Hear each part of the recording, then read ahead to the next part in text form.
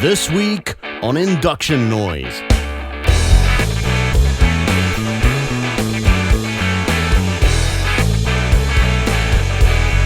Andre feels left out. Is this what it feels like to you when people talk about bikes? Nico explains cancel culture. If Michael Schumacher had to race today, he would be cancelled. Neil talks about his arts and crafts. Because I think it encompasses a broader set of skill. And I just try to keep things calm. Woosah.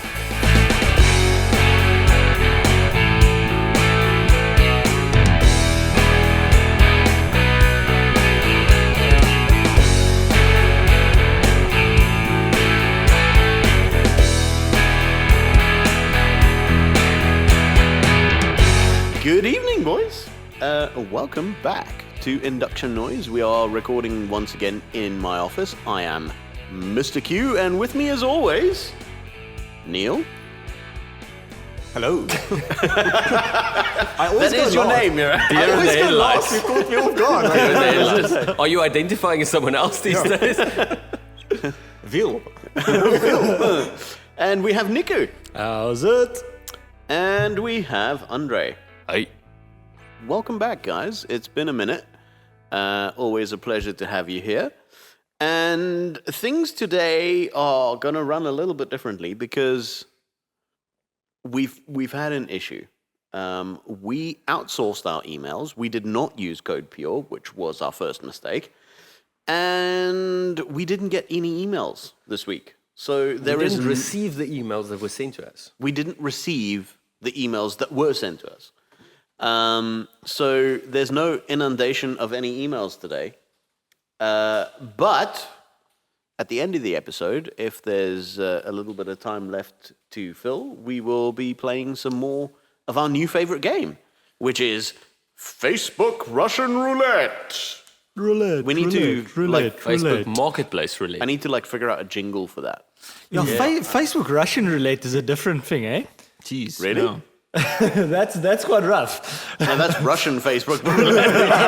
Facebook roulette. You need like a Russian jingle for that, basically. Pa, pa, pa, pa, pa, pa, pa. And it's going to be a Lada, it's going to be the theme car. Yeah. Rate my Lada. Rate my Lada. Speaking of Rate My Lada, the other thing about our emails is that we actually want to ask everyone to send us an email. Because we have now grown to the size where we think our opinion is more important than yours, quite frankly. Or, so we say, more accurate than yours. Well, we knew this all along. We just grown to a size where it's confirmed. Where we can say it now. So we want to rate/roast your cars. / praise. Not going to happen, but Anyway, unless it's an alpha. Yes. exactly. But we want you guys to send us pictures of your cars. Send us pictures of your cars. You can send them to us on our Facebook page. You can send them to Mr. Q at carbsandcoffee.co.za. You can send them to us on Instagram at carbsandcoffeehq. WhatsApp, smoke sign, WhatsApp, smoke signal. It's hard to send pictures by SMS. smoke signal, but you can try. Postcard to Gilmore Collection. Postcard to Gilmore GIFs are Collection. tricky, but a JPEG works. JPEG works. There's smoke signals. And if you want That's to such send, an IT joke, Bruce. we accept gifts in Out the there shape of new somewhere are cars. 3 propeller heads laughing their asses Animated off right GIFs are now. pushing it, but a normal GIF can work. So today's topic of discussion is actually more of a platform for all of us. I find that the more you talk to car guys, the more questions they have about the car community as a whole. And the floor is open, guys. What are your questions? So we Alcoholic Anonymous, but for car people, yeah, now. Kind of, yeah. Oh, I can. What would you like to know, but we're always afraid to ask. You can ask whatever okay, you like. well, since this is a safe space, I'm gonna dare ask this, and that's Right, bring the bats. one of my favorite form of motorsports that I've never admitted to, but I love watching it. I watch it every weekend when it's on. I follow a lot of people that does it, etc. Your OnlyFans account must be huge. I wish, but I No, I don't mean know the if bill that there's- you have to pay for all the OnlyFans things that you follow. follow, yeah. Wow, Just carry on. right. Nice. Right, guys, another quick shout out to our sponsor for this episode, Master Panelbeaters. Master Panelbeaters is still our preferred repair center for anything that goes wrong with our cars in terms of paintwork, accident damage, scratches, anything. They are approved by all the major manufacturers. They will restore your car to OEM specification, which means it doesn't only look like it used to, it also drives and performs the way it used to, so it's safe to actually use again on the road. Master Panelbeaters are located in Montague Gardens on Montague Drive. Chat to Stephen and his team if you've got anything that needs doing on your car. They're currently doing rust repairs for a friend of ours. My Jag has to go back there again because a miscreant on the N2 decided that it was a good idea to drive his Polo straight into my boot. So, yeah. If you need anything done to your car, chat to Master Panelbeaters. They will fix it up for you. And now back to the show. Drifting. I love the art. No, but whoa, so and what's the sport. motorsport that you're interested in? Ouch! Yeah, I'm joking. So it's just as a putting it out there, drifting is really for me quite a awesome representation of car control, because everyone has in their mind as drifting is you want as less grip that you can get and the most power, which is not true. If you're going to look at stuff like Formula D or Drift Masters in Europe, you want grip. Yeah, they want tons and of it. you want proper forward bite. You want proper camber adjustments, caster adjustments, etc. to propel yourself not only to the specific clipping points on a track, but do it as fast as possible. Because at the end of the day, if your car, you can do that faster than the car that's chasing you, they're not going to get proximity on you. And the entire aim of the game is to gain proximity on your opponent. While still filling the zones. So it's not just hucking a car sideways and praying. There's actually skill involved, not only from a technical aspect, but from a driving aspect. You need to know where to slow your car down to rotate it on a tighter corner with left foot braking, for example. Trail braking. Left trail braking. Trail braking, there we Trail go. braking. Or if you're coming into shallow on an outer zone, you might want to pull the handbrake to pull you a bit out of the corner, a bit wider into the corner. Is this what it feels like to you when people talk about bikes? And you're like, just no, because you're talking like- about short zones. You know and Charlie Brown, the cartoon? I was there for a second. Are you talking about American football? Or are you talking about? I must admit, as I started speaking about it, I heard myself and I was like, yeah, you. And I looked you in the eye and I saw you getting bored. I was So bored. I was just confused. Just wait until the episode airs and then you'll be like, oh God, did I really say that? So I wouldn't say bored. I would say lost. So here's the thing for me with drifting, right? Yeah. I don't have a problem with drifting. I don't know why a lot of people do have a problem with drifting or Each their own. refuse to call it motorsport or whatever. I think there is a huge amount of skill involved. I think it is a very misunderstood form of motorsport. But the thing that I have a problem with is, as a sort of purist at heart, I can't stand the fact that 90% of the fans who go to see drifting don't understand how drifting works. The guys who go and watch drifting are not car people. They're They just there for wanna the see smoke. spectacle. They just want to see smoke. I don't know. And they see a car doing a burnout and go, "Woo, that's so cool!" So they but think have they're going no to idea. drifting, but they're going to spinning. In reality. Yeah, I mean, a lot of the time, guys will go and watch it, and they'll think, "Oh, that looks cool, and you know, it's awesome. They're sliding the cars around, and there's smoke and everything. It's a big spectacle, but because it's such a big spectacle, it kind of attracts the wrong crowd." Snob.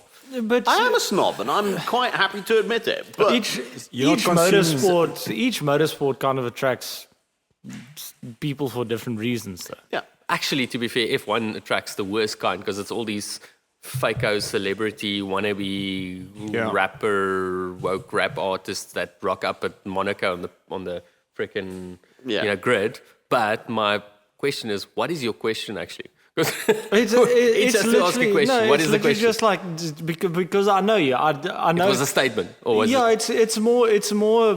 What is it that would put you off from drifting, from watching drifting, or from, let's say we. For me, the thing that puts me off drifting is the cost of tires.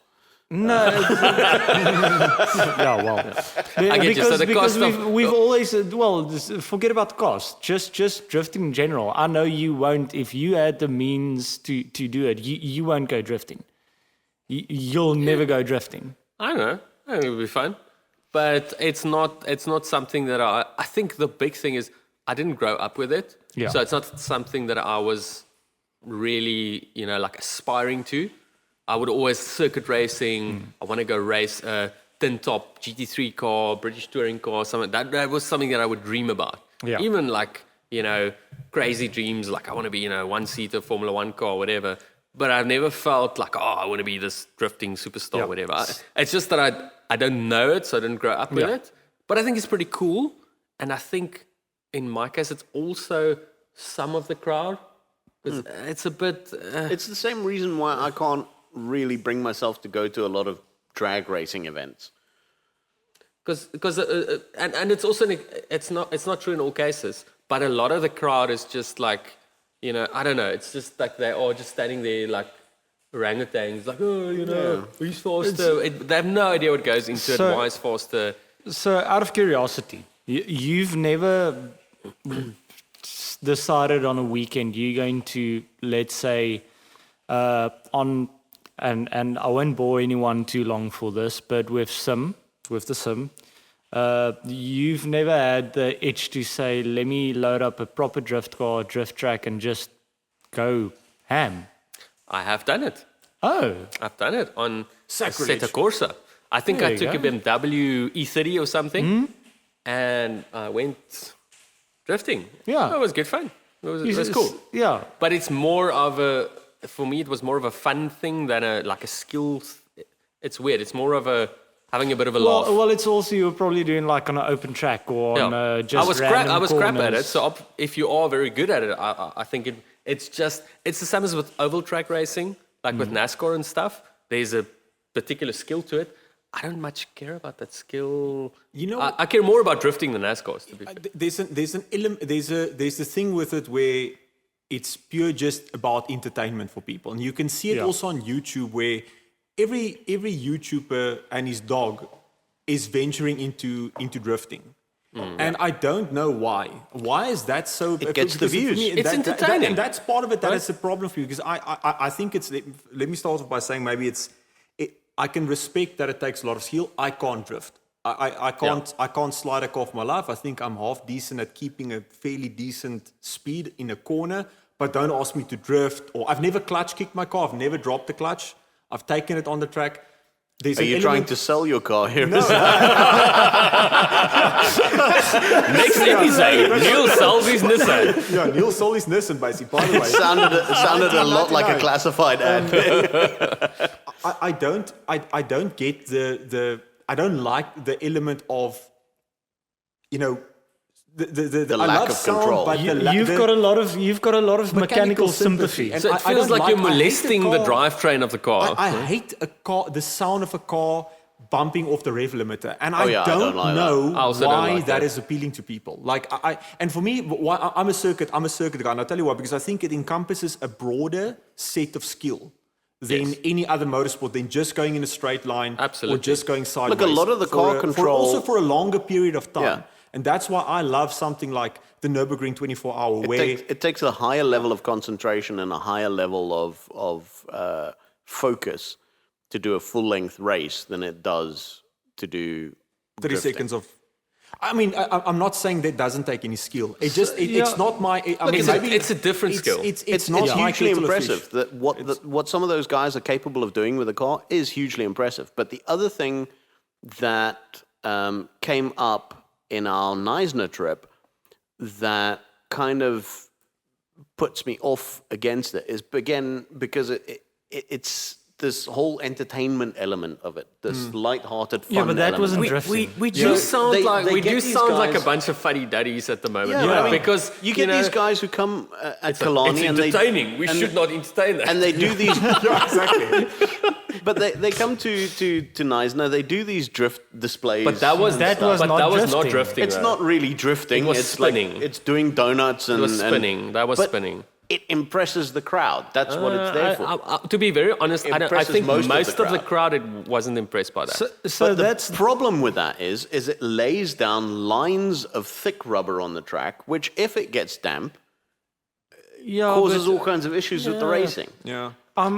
no. But that's that's not a part of the drifting that I'm interested in or whatever. The drifting Competitive drifting. You're talking about serious I get it. competitive serious drifting, and it's on its own tracks. It's Yeah. not on another track that Yeah. they're messing up the track or whatever. It's And like I said, and- I can get behind that, and I can understand the skill level involved in that is enormous. But just as a purely personal taste, I prefer the more focused discipline of circuit driving. That being said, so I wouldn't go out every weekend to go watch drifting or whatever. But as a petrol head, I have to appreciate it at some level. The community that they have is awesome. I think Christopher, I'm envious Christopher of the- Long that we have locally is fantastic drifter. He's got that That's Toyota Auris with I think it's got a V8 one motor, UZ or rear-wheel something. drive. And then you've got that other mate of yours with the 350Z. He started like as an amateur kind of guy, but he's... Daniel Blazer, who's No. Anyway. But I think at the end of the day, we all have to agree, drifting at its core is actually kind of awesome, but it was both made popular and completely ruined by the Fast and Furious movies. Yes. But you love Fast and Furious. No, I love the Fast and Furious movies. I love They're- Fast and Furious, but As, it's not as my car favorite. movies, they're crap, but they're brilliant as movies. I would argue Entertainment. that As entertainment, they're brilliant. Tokyo Drift was the best Fast and the Furious movie for me, to be very No, honest. the original, number Get one. out. Get out.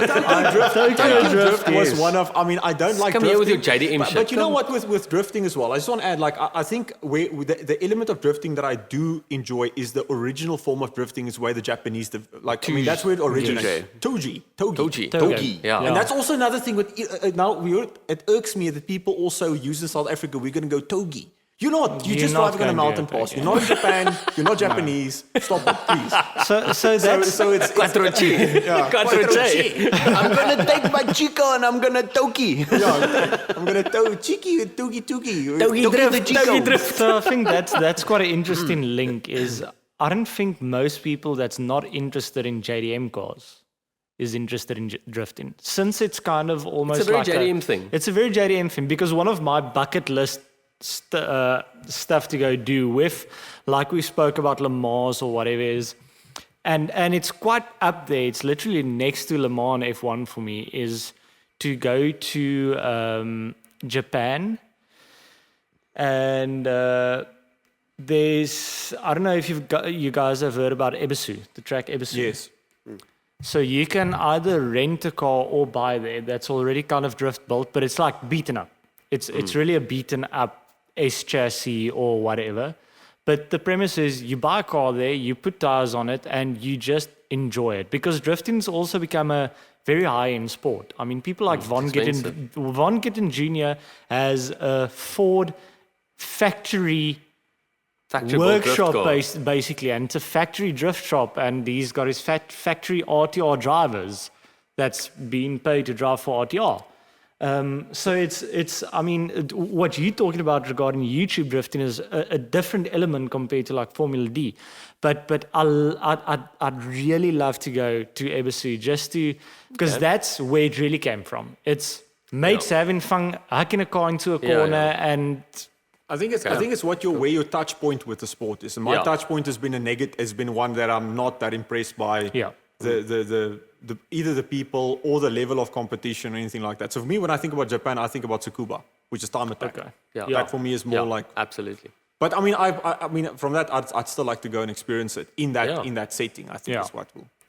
So Neil, you have a question. So sometimes I get on negative rants, and this is going to be one of it. I want to talk about the drive to survive effect. And DTS. I definitely drive to survive every damn morning when I'm on the N2. With the That's- interview. So we're not going to talk about everyone's commute into town, with that drive to survive, but the growth and the impact that drive to survive has had, not on Formula One and the appeal, but on the fan base. Because we talk a lot on this podcast about how we feel about motorsport in general in bringing that to the public. But I found myself since Drive to Survive came out, I found myself in a lot of discussions where people are now Formula One fans, but have no knowledge or experience with Formula One and I'm also not sounding like I'm like, a bitter old man, but they have no knowledge about previous eras of Formula One, or for that matter, any of their local motorsport, right? Yeah. Because I feel that if you're into Formula One, by virtue of that, you're saying you're a motorsport enthusiast, and on top of that, you then support not only some international driver because you saw him on Drive to Survive or on Netflix, or you follow him on Instagram, but that you are into sport and you appreciate the sport for the skill level what it is. And for me, that is not there anymore with a lot of people. So I'm not a big fan of what Drive to Survive has brought to Formula One, and so that's one of the things. Well, what are your opinions on it? I think the thing with Drive to Survive is it's a bit of a double-edged sword because, like you say, it's bringing people to the sport who are into the whole fanfare and spectacle of Formula One, but not necessarily motorsport fan. In another. But at the same time, if it's bringing people to Formula One, it's bringing money to Formula One. It's bringing attention to Formula One, and that's what allows Formula One to survive. So it might not be great for the purists, such as myself as well. I don't like the idea of people just being into F1 because of the spectacle of it. I genuinely freak out over the engineering that goes into those cars, where 90% of the Drive to Survive generation wouldn't even get it. Okay. But if they weren't there, F1 might not be what it is today. It might not even be around. Or it might have to do something else that's even more drastic just to survive. I mean, having been to a Formula One race when it was probably V8s and V10s, I can tell you the noise alone is enough of a pool to go and experience. Oh it. yeah, and I hear you. I think it's and I agree with it to some extent. But on the other side, I also feel that the sport is leaving behind the purists. There's no sort of element where people, it's a boring race where you can really pick up. Like there was this one race, we've talked about it before, like when at Spa 2 years ago it was wet. And Max went through Eau Rouge up to Radillon, it's the top, and he caught the car in the wet at it like was sliding at 260. Yeah. And I thought to myself, how amazing is that? But you see afterwards, it's a boring race. This Luke Max winning against, like, okay, that's cool, but did you see what he did? The car did not drive itself. Yeah, exactly. Yeah. So that's the thing. I feel like that's for me. It's cool that it's growing and that there's more people interested. I just feel sometimes as a purist, we're getting left behind. I think the challenge what is more populist and what is going to bring more people to the. I think the challenge is people are with social media and all these things. Everyone thinks they've got a voice, right? So now everyone and his dog who's now, and you see especially Americans commenting on things, and you know for a fact that Americans have not been watching it before Drive to Survive came out, right? This is the opinion of one particular presenter on the show, and not all Americans. Not all Americans, but you do see it a lot with Americans. Well, out of interest, have you watched the Drive to Survive? All of it. I always watch it. That's lekker. It's cool. I watch it. I enjoy it. I like it. I must My wife admit, loves it. I watch it with her. I watch it, I like it, and then I cringe at the end and I go, how much of that is real and how much have they done It's a for the big cameras? production. Yeah, I must admit, I'm a bit out of the loop because I've watched like 2 or 3 episodes and then I got... Go watch it, bro. It's lekker. No, it's I cool. kind of, and I know my dad enjoys it, etc. watch But I it. think But I think this just kind of brings to light the same issue as the previous topic, that social media kind of kills some stuff for purists. Because with drifting, the YouTubers killed it with you. People doing it there. With the Formula One stuff, it's once again social media. People following Lando Norris because of how he looks. Because they like the Because fact that they like how he looks. They like the hat that he attracted, wears, and therefore they you know. attracted to him. You see a Are lot you of attracted to Lando Norris? Lando. If you buy me a McLaren, yes. Or today's you've got other episode- drivers who's got some, you know, political views and things, and then people are like, oh, this guy must be the best. And, Yes. and Hashtag I'm just, blessed. this guy's always, I'm always going to vote so for it's this There's guy. no space for characters anymore in the No. sport. Yeah. There's like I you- mean, you- if someone like James Hunt was on the grid no, today, it would not be. He He wouldn't would get a be drive. sacked. crucified. He You would wouldn't be get a sacked. drive. You wouldn't I get mean, a drive. yeah. I think someone like that, because they're all, and that's also the thing. They're all now mates, and everyone is like, oh, you know, they're such good friends. And as soon as someone does something wrong, like now we have Ocon, right? I mean, the Formula One. I mean, I'm not an Ocon fan, but Formula One needs villains, right? Yeah. That's part of the thing. You need those sort of guys who bring that sort of competition. you need the rivalries. Exactly, and that is also not there anymore because everything is now cute and cuddly, and all the guys, all the drivers are fine. And then you have a Non-offensive. program where you're creating superficially You're trying to create drama. around it. And there's none. We spoke about this earlier as well. There's none of these characters that came from nothing, right? Ocon is actually an example of last someone that bastion came of from that. nothing. But everyone kind of came from money. From money. And So they opportunities. all mates because of their dad paid them this to buy They've been this doing or karting whatever. for 20 They've years been together. doing karting where there's no Schumachers, and the social media is kind of creating Short attention a spans. vision though. that as well, and it's kind of creating you can't set a foot skew. I mean, if You get cancelled. Yeah, they're if Michael constantly under Schumacher scrutiny. if Michael Schumacher had to race today, he would be cancelled because he's one of the guys that I remember when he got taken out. He would go He Muriel. would go take his helmet and try and murder you in the pit in Well, the pit Senna box. mood, guys, that's the way you Yeah, operate it. exactly. It's And testosterone in the Senna pit would- lane. It's toxic masculinity. You Yeah. can't do that. So and I mean, with social media today, that's all gone. Yeah. That's all gone. But, you but can't I do think it. what irritates me is people with zero knowledge having big opinions, right? So people would be watching 2 episodes of Drive to Survive, and then they would be fighting with people online about on the F1, page or whatever, like, no, this guy's so much better, like Max was cheating or whatever. It's like you don't even know what's going on. You don't even know in which year there was a budget, a budget cap thing. or, yeah. You don't even know what it means. If somebody can spend, what was it, £700,000 and get that big an advantage, that would kind of be a miracle, right? I mean, they had like a 70 million advantage in terms of pace. So people just don't get it. They don't I understand. mean, but the thing is, if we also talk about how do you get a Formula One, and this is also my thing, then is if you are impressing the average citizen, let's look at it because I think that we're all maybe on a negative and myself on a negative tangent. So from a positive side, you're creating interest in Formula One, which means you probably have a lot of people who want to get into Formula One, either watch it or try and race in it themselves. But what's the stepping stones to that? But nowhere in that discussion is I've brought people to the karting track. I mean, we spoke on a previous issue about on an episode about that. But people seem to think they think about Formula One, but it's not like, okay, to get there, you start with karting.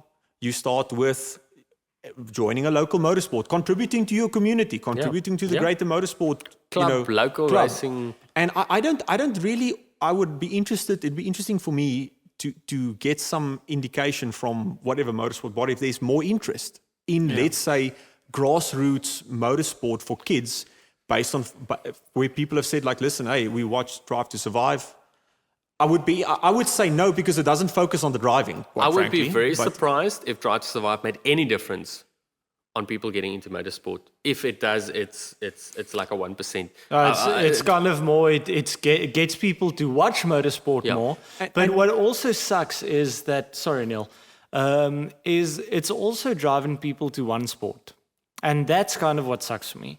Because if you go to One Kalani, series specific, yeah. if you go to Kalani over the weekend, no one's really that interested on at the main must admit, circuit racing it's compared to actually- just the Formula One. It's really sad when you go to Kalani and there is some spectacular racing. And the crowd isn't that big. Yeah. And there's like 20 people in the stands. And, And it's frustrating. You because know what effect that has is, and that's one of the cause and one of the things that really irk me is if you get guys that wasn't Formula One and go somewhere else.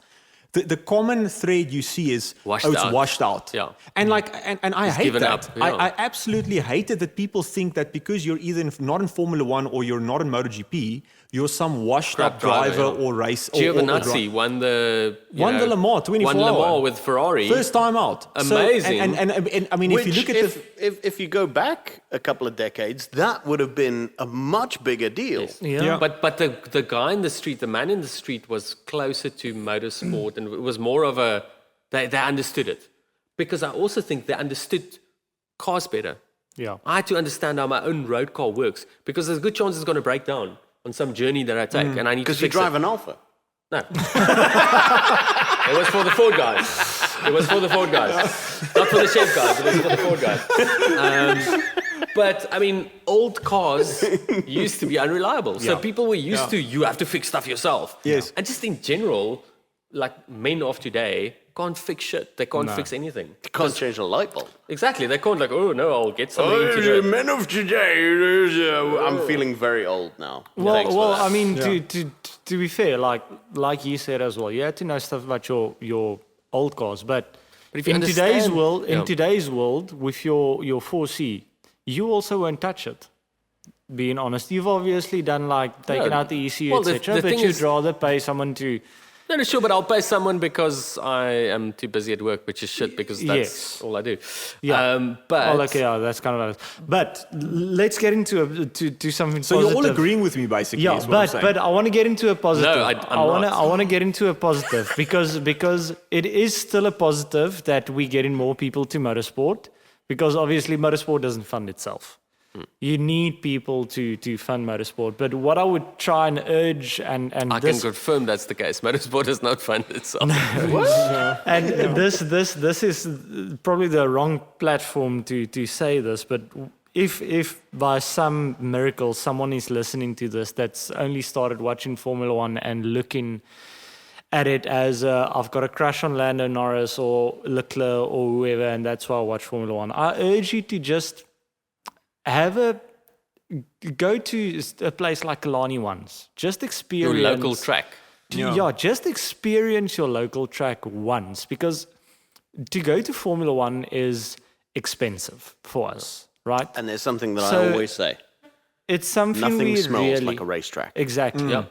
There's not a feeling like you can see all the crowd going crazy at Formula One or so, but there's a specific feeling when you standing next to a track and the vibration of noise. whatever car is going past, even polos is going past you, the vibrations, the sound, the smell, Look at him, he's about to burst into everything. song. I'm kind of getting, I'm honestly, but I I'm do honestly kind of- getting emotional. So what I'm trying to say is, I think it's a good thing, but I think it needs to be approached a bit different in the sense of Formula One should be seen as this high, almighty, whatever, but somehow entertain the local racing.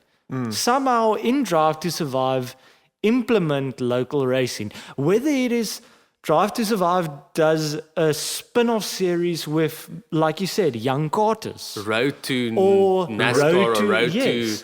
to you just know, F1 just or something whatever. that doesn't just because it also creates depression because everyone wants Like, I see that and there's no way to get there. exactly. There's no way to get there And it's because that you or have nothing. To, Unattainable exactly. goals. Where we going lemons racing. Yeah.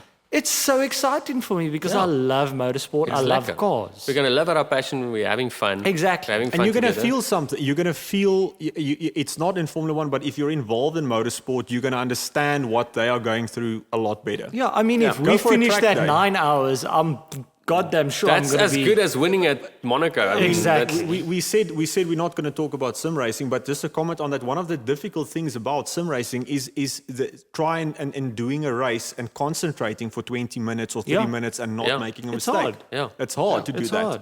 And I don't think that's People part of the way you don't can experience it. appreciate what goes into being a Formula One driver and being a driver. So I agree with you there. And if you are listening to it and you haven't been to your local circuit, go there.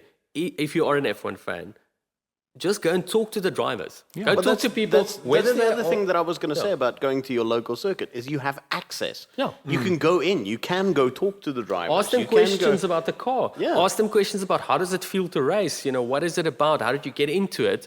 And that way you learn about what makes them tick. And that Yeah. gives you a sense of where the Formula One guys are, where this guy is after so many years of whatever. And it kind of gives you an idea of where those levels are and what goes into it. And then a Formula One guy has to put so much more into it Yeah. than your local racer. I think it's a very good idea. Yeah. Andre. But last one for me. He just wants to put a quickly just a body shot in. Go, I Andre. just It's want all to. yours. I always want to put some positivity into it, after Niels ran.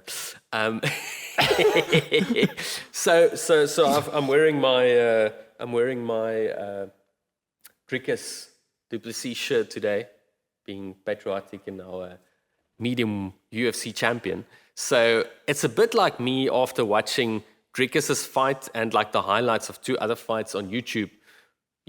Fashioning myself a UFC expert and having online fights with Sean Strickland supporters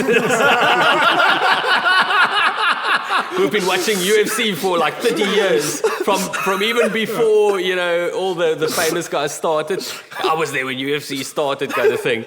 I even fought in UFC, but I'll tell him, no, you've got no idea. Yeah. Just quit crying, drink a speech.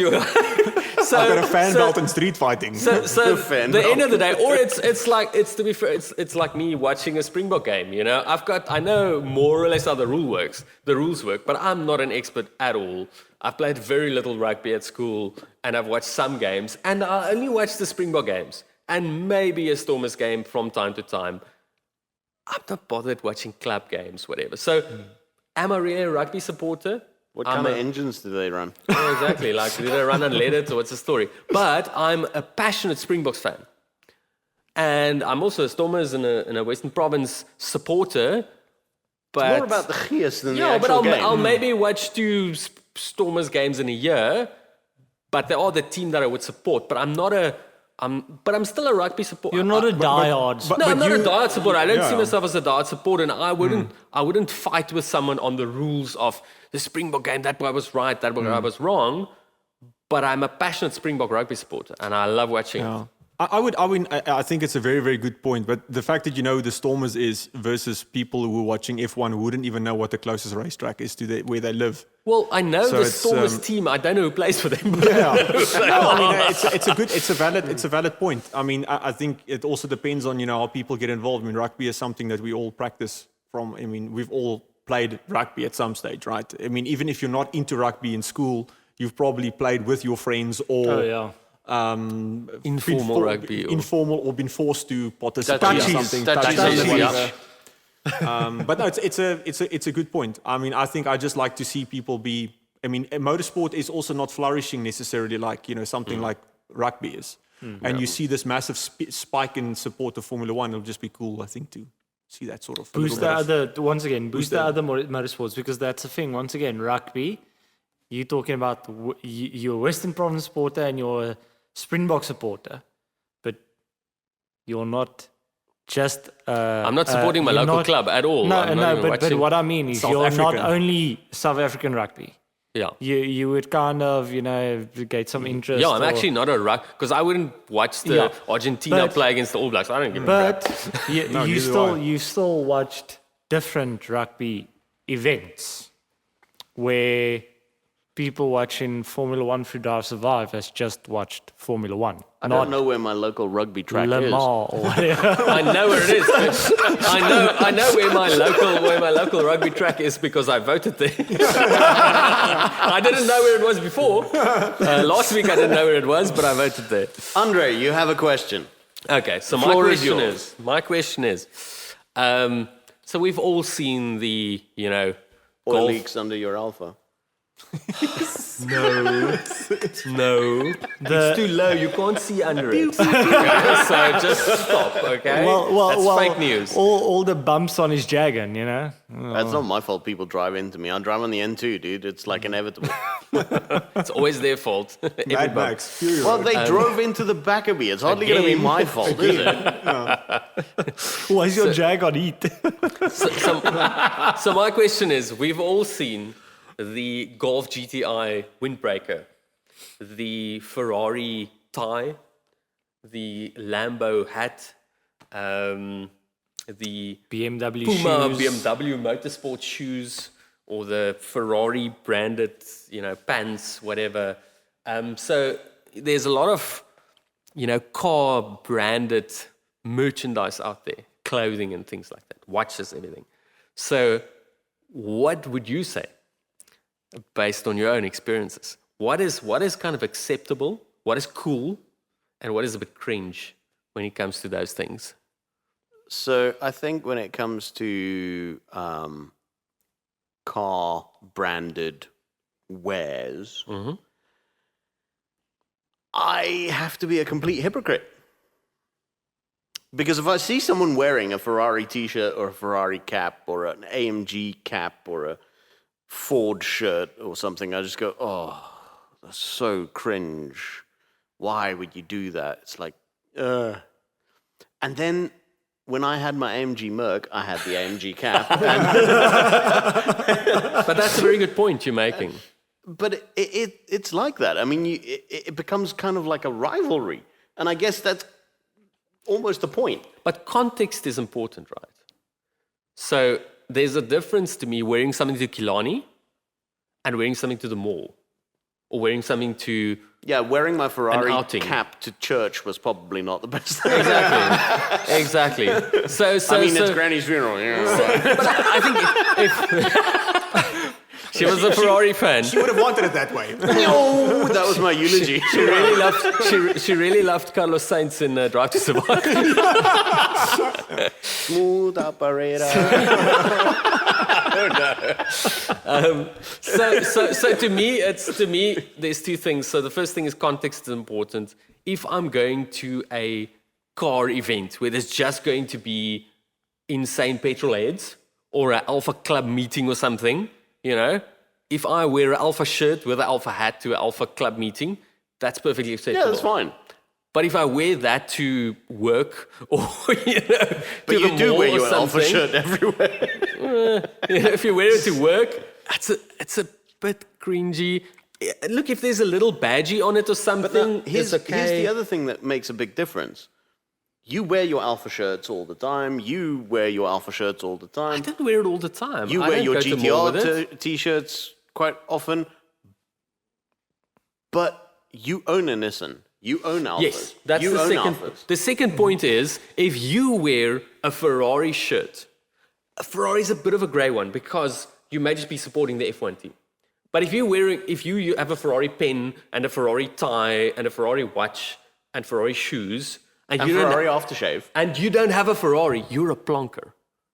So I've got a question on your question. Yes. Rebuttal time. I wonder if you guys have ever noticed my shoes. Yes, the AMG ones. Yes. They haven't. I have. You're not wearing. I just see socks with pizzas. Yeah, but my point is, What's your point? I don't own an AMG, but I like my shoes because they don't look like an AMG. They actually nice. I would hope they don't look like an AMG. They They look like shoes with an AMG badge on doors. It would have been very heavy if they looked like It's not in your face. It's not like it says AMG and it's on fire and it makes V8 noises. It's not in or my whatever. face. I'd cringe just a little when I see it. I But wouldn't you cringe a haven't lot. seen it. No, but if I do, I cringe a little. And I've worn it a lot. I mean, Neil's. I myself have red shoes that is completely red, Fila shoes with a Ferrari badge on it. I used to have those. So So are you no but- longer plonker, is what you're saying? Like, is that He's only a little No, I'm longer. not. We all made mistakes in our youth. My point is that You're still that young. It's okay. it's a clothing thing that kind of is acceptable in the sense of it is AMG branded, but it looks like a normal sneaker that I would wear. If it And is I would rather understated, buy that over the normal Puma shoe that looks the same because I like cars. So I would buy that. It's like a little element on my shoe. so for me. that's And that's you've got all exactly your, where. you've got your watch collection that's full of car-themed watches. Yeah, but it's they're not not branded. but it's not branded.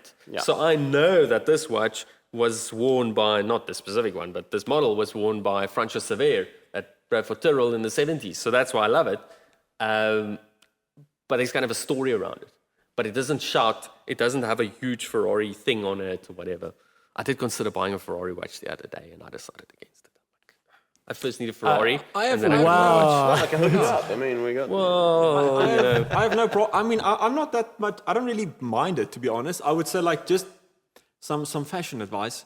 Just don't overdo it. Just don't wear the Ferrari shirt with the Ferrari pants with the Ferrari. Yeah, I think with that's if the you key. Wear, don't if you want to have, if you have a cool Ferrari tie. I mean, I think wearing that to work might be weird. Yeah, the But Ferrari- I think Ferrari if you've tie if got you a- don't have a Ferrari. But I mean, Also by wearing all a means, Ferrari tie when your job is like a plumber. That might be a bit odd. If you're a Ferrari salesman, it's perfectly acceptable. I wear my GT. I don't have a GTR, but I wear it whenever we're at Samola or if there's some, a car racing that I'd like to, just to, show your brand loyalty.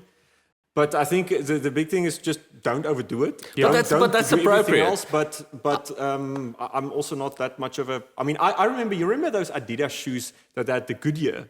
Yes. Goodyear on the side, because Yeah. I bought a pair of those because I thought, geez, that's the closest I'm going to have to racing boots at the time. Otherwise I'm not too much of a. I think It looks nice. There's a lot of. I don't have a I've problem actually with got it, but I would err to the other side of that. I was different when I was younger. I would just like, it's got a badge on it, boom. So now I would go like, if I can, I have Puma shoes like that, but they are black or they are brown. They are like plain shoes. Yes. So they're made for driving, but they don't have any badge or anything on them. So But that's just me. I have a pair of Puma driving booty shoes with a Red Bull Racing logo on them. Oh. And my older brother actually got them for me as a Christmas present because at the time I had my Lotus 7 where the pedals were so close You together needed those. that I needed very narrow shoes to be able to drive with shoes on. Otherwise, I was driving barefoot. So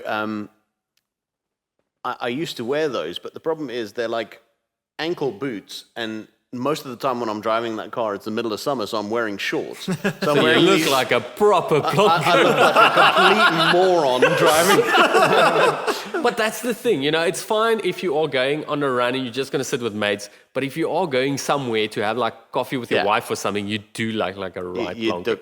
do look a bit stupid, Oh, especially yeah. when you get out and then you start carrying your steering wheel around with you. It's like rocking up your Tinder date. Wives It's not love like that. a good thing. Like, that shoes I'm talking about, that is my fancy like going out sneakers, by the way. The one with the AMG. but it's relatively understated because I didn't even notice it. So it's relatively understated. You do get, the same branded shoes that are just like over the top. The BMW M1s are like Yeah, all the yeah. stripes and all the stripes, the aqua blue fresh and the stripes on red it. and everything, yeah. Yeah. Yeah. So I have a question, Yes. and it's a relatively simple one. I want to know, since we've all been to Mexico, right? Mm-hmm. What was, firstly, All our high-speed runs happen there. yeah. I mean, we wouldn't do that here. What was the first car that you went over 200 k's an hour in? What was the first car that you drove at over 200 k's an hour in? And what's the fastest you've ever been in a car? That's a good question. It's a 3-part question. Yes. So the first time that you went over 200 k's an hour? The first time you went over 200 Yeah. k's an hour in a car. With someone, if you were a kid probably Yeah. or whatever, and then The when you first time drove, you drove at over 200 k's an hour.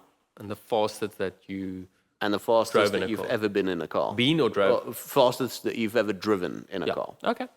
Sounds good. Who wants to go first? I mean, I got grilled for this by my dad because he listened to the episode where we were talking about this. Like, We all know when you drove 200 for the first time. yeah, that was the one. So the first time I drove was with our Passat. That thing was actually quite quick. It was fairly In decent. the Caledonia region Caledonia of Mexico. Spain, of Mexico. First time over Wrong country. 200 was, 200 was, I remember we also left Caledonia and it was when the Boxster was just launched. Okay. And we were driving out and I told my dad, like, please, I want to see what this thing looks like. And that just had this little automatic spoiler coming out the back. And I remember we had to go like down this hill to try and keep up and like, oh, you know, and I said, oh, there he goes. And my dad said, well, we just had to go like over 200 to keep up with him, basically. And it was in our Jetta 4 Okay. we had at the time. And what was the third part of the question? What's the fastest That you've ever driven in driven? a car. I think it probably 230, something like that. With your with With the- 350Z. with the 350. Okay. Yeah. I'm not a big thing. I don't have any sort of Top speed kind top of. speed sort of thing. It doesn't really give me, especially on public road. I mean, I don't have a big No, we thrill never with did on going public top roads, speeds either, because I mean, anyone can drive a car quickly in a straight line. Yeah, so I'm kind of in the same boat that you are here, Neil. And I'm kind of No, scared. no, cars. We're not in boats today. Boats and hose. I'm kind of scared of what a jet if ski my episode. dad listens to this, like what he's gonna think. But the first time I went over 200 kilometers an hour in a car, I believe both was with him in his 3 Series diesel BMW. Nothing specific or so. My dad just also he's a car guy. He likes speed. You know, if he drives somewhere, he doesn't hang about. You happen to be in Mexico. I happen to be in know, that's your Mexico, you thing. know, so flicker pedal and skedaddle, you know.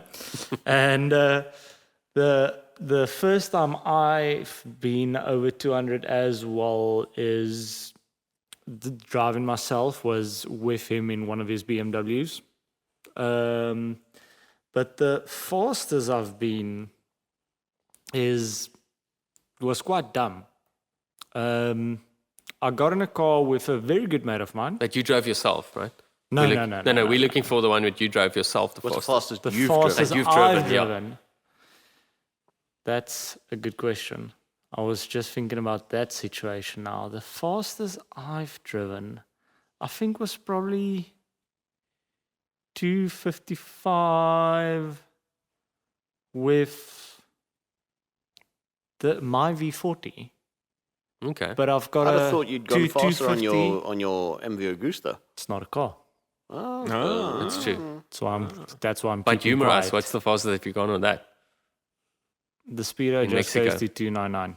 So you were some miles over 299. Yes. Okay, that's That's booking it. So it's actually an interesting story of the V40. So my mother's a diabetic. I don't think I've spoken about this before, and that's another reason Well, why. we're really going into the safe space thing here. That's another reason why I love cars, and why I don't like boring cars. I don't like slow cars.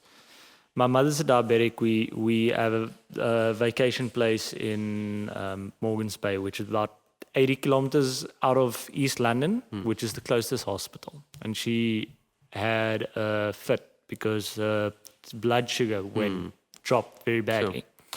Couldn't get a hold of anyone. Well, we called them, but nothing's happening. Yeah. They're not, they're like, okay, I'm sending an ambulance, but it's 80 kilometers away. happening, It's not happening. Now, the choice to get into are XC90 or my V40. And it's quite a mountainous pass.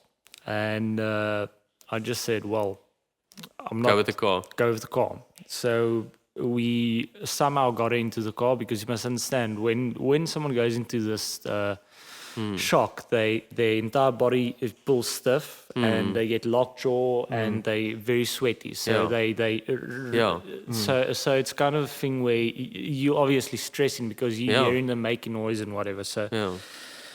I drove that 80 kilometers, which is as good as going over France Pass. There's more straights there. And I remember going down one of the long downhill sections while going uphill, I was doing 180, 200. And when we went downhill, and there's quite a rough left-hander, I remember looking down, looking at the navigation, because I put the navigation on to so you see can all see the the corners, corners. because it was midnight. Yeah.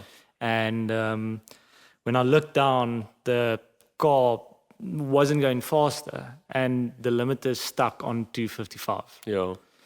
And that's when I know we are booking it now. And I did that 80 kilometers in under 20 minutes, I believe. It was like That is 20 pushing or it. Good effort. 13 minutes or so, just to get it to the hospital. And the worst part of that is by the time we got to the hospital, 1 kilometer in front of the hospital, we got the ambulance that was coming the other way. Oh my goodness. So Well, yeah, I mean, it's a good that's thing, the otherwise it would have fastest. taken Yeah, however yeah, long. no, I understand. So there was a reason that I drove so fast. Yeah. It was not me being an Yeah. idiot or so, but I think that's the fastest I That's quick. drove. Andre. Right. So the first time I went over 200, I believe, was with my dad in his Julia Super 1600. Ooh. It was going downhill though, because the true top speed was about 185 or 190 or something. So it was 200 on the speedo, which counts, right? It counts. Because we It had counts, GPS in yeah, those yeah, days. yeah. 200 on the speedo, going slightly downhill, but I was motoring like a 1973 Alpha Julia Super 1600. That's moving. Yeah. That's moving.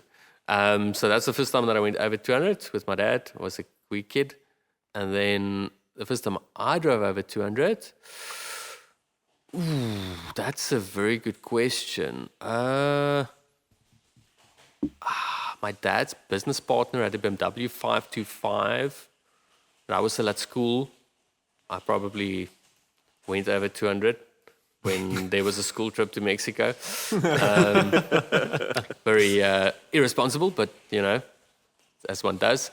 Or it must have been with one of my dad's Alphas. I can't remember. But yeah, it's probably about standard 8, standard 9, something like that, in Mexico. Yes. The fastest that I drove was at Imola in Italy with a Lamborghini Huracan STO on the main straight before you brake for the kink there, or for the chicane. I was doing just under 280. Wow. I had to look up because there was a lot going on at that speed. But it must have been, it was 270 something and still climbing when the last time I looked down. So it was probably close to 280. And that's going into a corner needing to brake hard. Yes, that's going down to like third gear proper corners. Pretty good effort. But that was good fun, y'all. That was the quickest that I've gone. So lekker. You? So the first time I ever went over 200, there was this old guy, Wumboot, who was in the motor trade, and he came to show my dad this car that he'd gotten in. It was a W126 Mercedes 560 SEL. Oh, yes. And it was the long wheelbase version. So it's Yes. basically a big, comfy It's a limo. Yeah. And It's a when Bud was presidential telling my car. dad, no, you won't believe how this It's thing a presidential pulls, you know? car, that is what Yeah. the presidents used to drive it. He says, you won't believe how this thing pulls. It's got so much power and whatever. And my dad said, okay, well, let's take it for a drive. My dad was driving.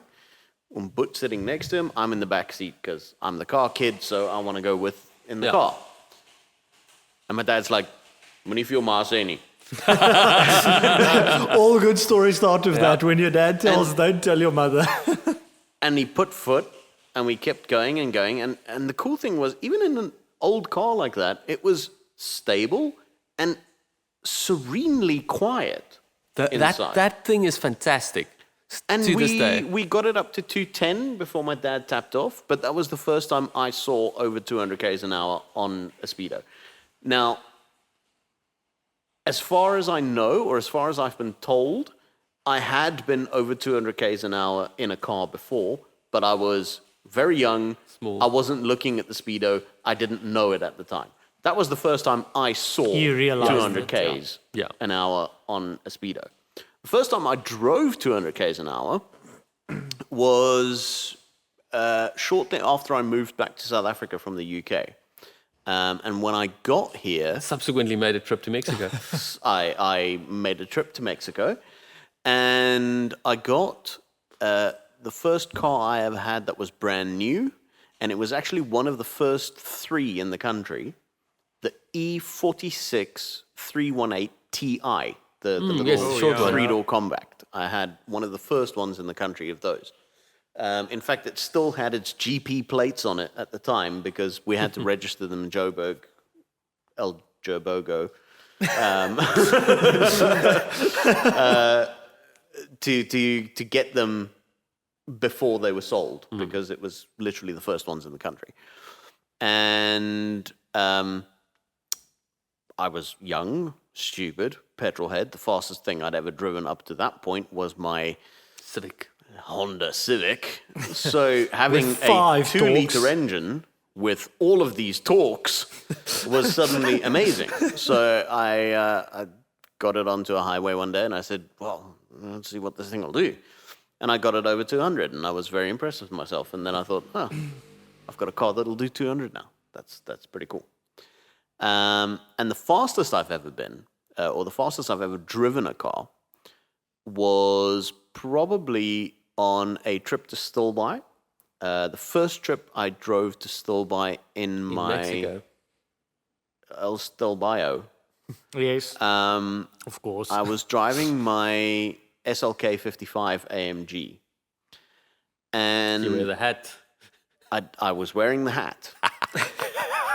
And but not the shoes. not the shoes, just the hat. The shoes is for the As poses. you come out of Riversdalo, there's this long, straight stretch of highway where you can see for miles, and there's literally nothing. It's just straight. You can see the road go down and up on the other side, and it's just straight. Oh Just yeah, before Tijuana. yeah. Tijuana, I know that road. It's just before the border. Yes, Just before the border. So Or the wall. I got onto that stretch, and there were 2 18-wheeler trucks in front of me doing about 75, 80 k's an hour. And I thought to myself, well, I've now got all this power. It was a V8. The first V8 car I had ever owned. And I thought, well, let's see if we unleash these ponies, what'll happen.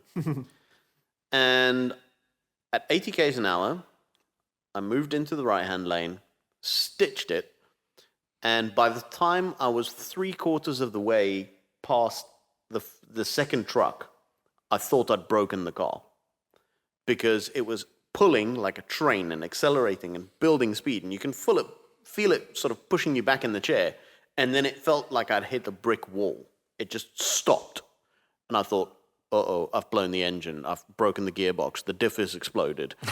The world has literally ended. And I looked down, and I'd just run into the 250 k an hour speed limiter. So it was just, That thing's bonkers. it's mad. But yeah, that was actually the fastest I'd ever driven a car. Would have been more if it didn't have a limiter. If it didn't have a limiter, I'd have gone north of that. But that car was so stable at speed, you didn't really feel it. I mean, it just felt like I was going quickly, but I didn't think I was going that quickly. Yeah. With the 4C, I've done 271 on the Speedo. Ooh, on a short trip to Mexico. But it doesn't feel that stable. I want to say the 4C must be quite scary. It is quite. going It that feels way. quite. A little skittish. It feels quite unstable at that speed, if I'm honest. So, guys, I think we have just about enough time for a quick round of dun dun dun Facebook Marketplace Roulette. There we go. So, I think what we're going to do May the today. odds be forever in your favor. What we're going to do today is let's all just open the app, go into Facebook, go to Marketplace. Now, your location, gentlemen. Marketplace. Edit location. Yes. I just want to see if this actually picks up because that would be brilliant. It does. What are we searching? 10 kilometers radius Yes. around Around? Pofadder. Oh my. Is there even anything there? Are we all going to get the same 5 Pofadder. suggestions? Because that's everything that's being sold in Okay, are we gonna hit apply together, right? And then we're not refreshing again. Pofadder. And then 10Ks. I'm just gonna hit the categories and go to vehicles. Okay, apply. You think there's going to be more than one vehicle? So Ooh, categories. Oh, sweet, man. 10.3 Vehicles. In kilometers. categories, I'm going to go to vehicles. Okay. Indeed. So, Okay. so which one? Can I choose anyone? Categories? First car that comes up is your car, Neil. Kar te koop. Kar te Redelike koop. goeie toestand. I don't know what Mercedes this is. Wait, we got the same car. There's only one car on sale. We literally all got the same It's a car. W126. Yes, it is. I wonder if it'll go to 210. I think it has gone 210 too many times if I look at it. It's a 280 SE. That's what I know. Is it the W126? It's a W126. We are 4 people and there are 3 cars for sale in Pofadder. Well, what's your second car? Is it also So I a guess Merc? let's go. It's a C200. Yeah, maybe. And there's only 3 cars. The last one is a Chevy There's Spark. only 4 cars. So, okay, so maybe, let's maybe go wider or go somewhere else. No, bro, my second car is someone who lists the Nissan Almera as a Camry. Oh, well, wait. I didn't get that. Not I a didn't get Camry. that. So it didn't think of showing us the Almera because it knows that we're just going to knock it. It's not neat and clean, it's net and clean. Net and clean. Not Okay. net and clean. Okay, well, let's go Or we can just go wider with the range from Pofadder. 200 k's from No, Pofadder. let's gooi Niku's hometown. That's a little bit Oh, bigger. the Okay. Bloemfontein. Let's go to Bloemfontein and wow, that's Still actually a quite 10, good. still a 10 kilometer radius. Yeah. So Okay. I've got 3 cars that pop up immediately that are actually quite brilliant. Okay, but you need to go into the vehicles category, or are you? Yeah, going? I'm in vehicles. I also like my one. Bloemfontein. What's the radius for Bloemfontein? 10 kilometers. Okay, mine's So 10.3. I can't do my first one that pops up is a first generation. It doesn't actually say what year it is. It's a 2000 model. Jaguar XKR Coupe. X100 series. Okay, well, it's It's burgundy. It's got a cream leather interior. It is fantastic. I'm actually quite happy with mine as well. Like this car's got 146,000 Ks on the clock. It is a E36 M3. Nice. Is it blue with white is it- interior? Yeah, I've Yeah. got the same one. I've got the same one. Yeah. There we go. Yeah. I got it. Okay, I'm gonna take my second car then rather than the first car, since you have that one. Because I also have that one. Very nice car. So my second car on my list is not that, but that's very nice. You better send me that later. My second car, the second car on my list is something with 280 kilowatts. Ooh. It's got a 4 AGE turbo motor. ooh, D4D gearbox, Okay. Hilux gearbox, yeah. built motor, 9-inch diff. Jeez. My diff is bigger than yours. It's a 1400 champ. I was going to say, it's probably a 1400 champ. Dumb ways That to sounds like a die. standard conversion right there. You know what's the best part of it all? I know this guy. It's your mates. That's Bloemfontein right And, there. and I can tell you, this guy had a BMW M140i Yeah. that dropped all of the Ferraris in Bloemfontein. Okay. That dropped all of the Lambos in Bloemfontein. And then dropped its bearings all over the floor. As they do. So I guess he's Andre has found a solid car. So I will read the description. Is it an Alpha? I have to infer from the And- picture what the car is. Okay. Please take a screenshot and send that to Niku Yes. because you need to put that on the YouTube.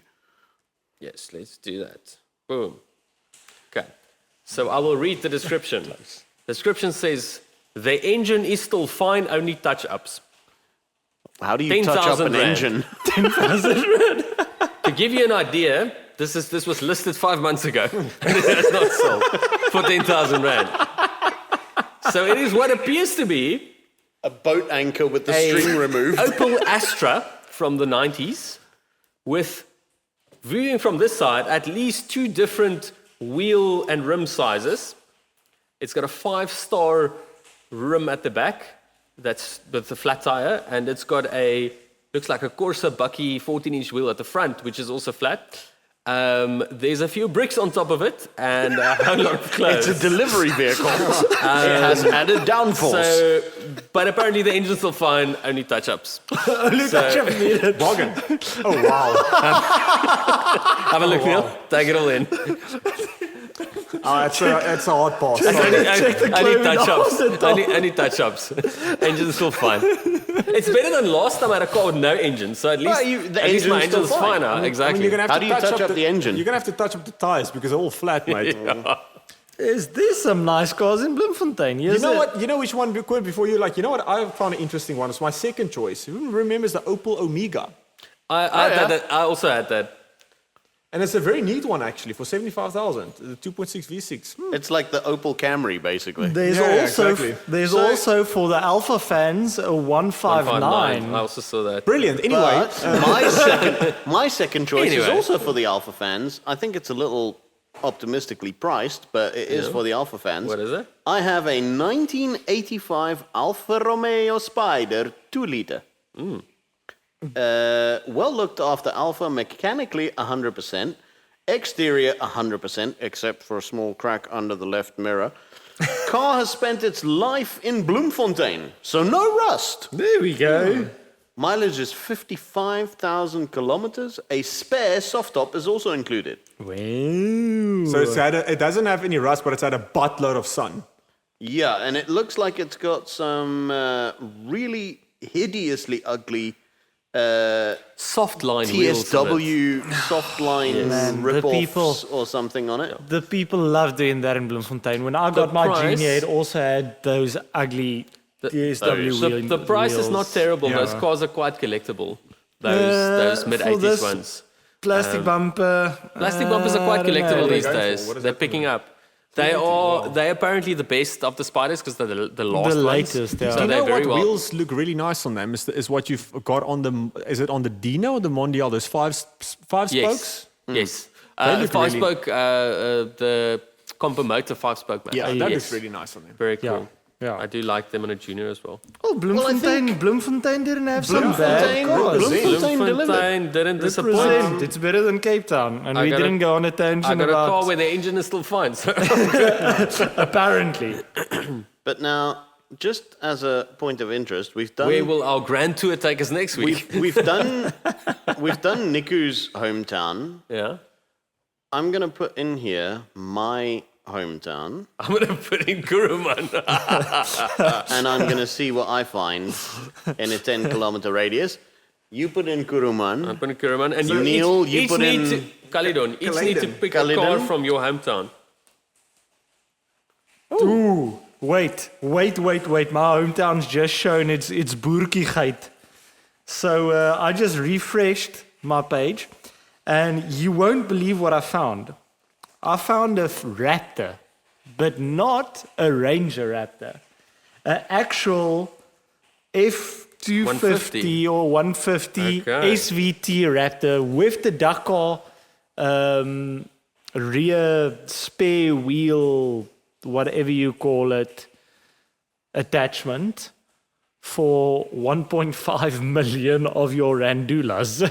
That's a very serious Bloemfontein. So can I just say that my spiritual hometown is where I went to school and where I sort of feel like I grew up, which is Ashstead in Surrey in the UK. Ashted. And apparently, I lived in a pretty nice neighborhood. Because the cars that come up are a 2013 Bentley Continental GTC. Wow. Jeez. I also have here a 1998 TVR Cerbera. Yes. What? Very nice. Yo. And the pièce de la résistance, a 1956 Mercedes-Benz 300 SL Gullwing Jeez. So on basically- Facebook Marketplace. So you're basically a So- post. Is that what you're saying? a bit posh, isn't it? But it would appear on the surface, at least, as if Facebook Marketplace in the UK is at a slightly higher level than our local offerings. So why did you move if your mate is driving those cars? I don't think any of my mates are still living in Ashton. They didn't get the poverty sickness. That's why. That's it. I caught it bad. There we go. So, Well, it seems are there like any cars it seems for sale like in these two Kuruman? are struggling to find cars in their hometown. I'm just having a look to five- see if there's any 2003 cars, 530D. that's I mean, 530D. It's a nice car. just don't flip the badge upside exactly. down, but then you're fine. Andre is Okay. now strategically trying to No, get no, a he's car in refreshing his. the whole time. Yeah, That's he's it. refreshing. He's like, if I let go me check one what more this is. kilometer away. Wow. He's trying to see if he can find some of Wow. his old Alphas that are still rusting. He's not like, oh wow, look what I find after the 17th time I've refreshed it. And what I Once he found gets is it, he's a- okay, let's go. What I found is a BMW 750i, 2007 model, with a nice long ad. Exceptional handling, sophisticated drivetrain, high-tech features, sumptuous cabin furnishing, Cabin five-seater, furnishing. paperwork, license, I suppose, easy to drive, elegant and clean LCD radio screen. That's important. Ooh. Wow. New windscreen and tires. Cash. Lay-by. 3 months plus deposit. You can lay-by a BMW 750. Like at Pep stores. That's Kuruman, baby. Trade-ins welcome. Rent to buy. Rent to buy. Okay. I quite like those 7 Series. Yeah. Yeah. How much is this rent to buy vehicle? It was 139. Now it's 119. It's a lot of car for the money. Not a A lemon lot of yet. car for the money. Drop that price. 750, that thing It's will a, move, right? it's a V12. Yeah. No, it's a 760. And, 750 is a V8, I think. The original 750 was a V12. Was a V12. But this one is a V8. I think. I think that one was one of the first I ones think that so, were yeah. V8. And a 750 is quite classy. It is very classy. Stay classy, Kuruman. So we will have to stay classy like San Diego in Kuruman. That's it. Thanks, guys. It's all Stay she wrote. classy, San Diego. Classy. Neil, I've got one for you. I've got a Nissan bus. Nissan Skanda. Nissan PD6 75-seater. Needs clutch plate. Scraped. Based in Jan Kempdorp. Also hydraulic pump and tank for tippers. 75 grand. For a 75-seater bus. Kom nou, Neil. Scroll af naar die skirts toe. You paying a grand per seat. Exactly. That's a bargain. It's 1 grand a seat. Ek het die dierstelling is wel eens op so 'n volklip. Volklips is kak dier hou. Ek moet sê Bloem het lekker paar maskoekers nou. Ek sê, Ek doen 2 volklifts. ek moet terug gaan Ashted toe. Hier's 'n Jag Sovereign, Mercedes SL, 840 CI Beamer. Hier's 'n Maserati R500 vir 'n Golf 5 Turbo Gran Pipe Turismo, van Kuruman. Porsche 944, MR2 Turbo, 911s. Hier's flipping cool karre in Ashted. Aston Martin. Is that a Supra? Oh wow, dit is 'n Volker Supra. Is 'n MK4 Supra met dit. That's a Supra. Ons ek nog op 'n reis toe kry. Nee, ga je aflaai. Nie geloof, bro. Dis nog uit, dis eintlik pad. Nee man, dis niks. Niks. Daar's niks safe karre in Kuruman nie.